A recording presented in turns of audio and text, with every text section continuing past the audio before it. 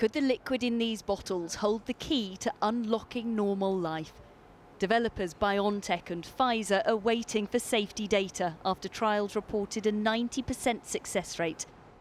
The Health Secretary wants a rollout as soon as regulators approve it. I have tasked the NHS with being ready from any date from the 1st of December. The logistics are complex, the uncertainties are real, and the scale of the job is vast. But I know that the NHS, brilliantly assisted by the armed services, will be up to the task. So who will get the vaccine first? Well, there's a provisional priority list with elderly care home residents and care home workers at the top, followed by people over 80 and health and social care workers. Then it works its way down the age ladder, taking in high and moderate risk adults too. Finally, at the bottom of the list is the general population under 50. Plans are being drawn up for teams to visit care homes, and Nightingale hospitals are among places being considered for vaccination centres. But there are big challenges. The Pfizer vaccine would require people to turn up for 2 doses 3 weeks apart and has to be stored at -70 degrees. It's a message of hope. Pharmacists and GPs will be expected to play a role too, but far bigger than ever before. The current flu vaccination campaign comes in pre-filled syringes. These will come in vials. They will need to be drawn up. They will need to be diluted, we understand.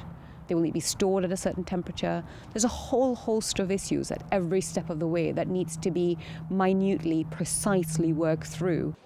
The 40 million Pfizer doses ordered by the government would vaccinate 20 million people, so only a third of the UK population. But the results bode well for other trials.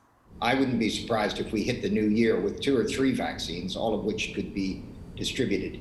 And that's why I'm quite optimistic of getting enough vaccinations done in the first quarter of next year that by spring, things will start to look much more normal than they do now.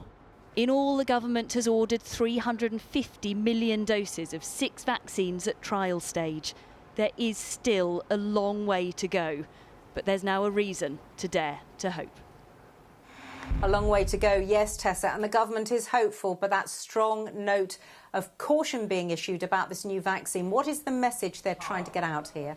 Sian, well, there are 2 strands of messaging. First, for those people who are really excited about this news, it is be patient, wait for approval and then wait your turn, because especially if you're non-priority, it's going to take a long time for there to be sufficient supplies.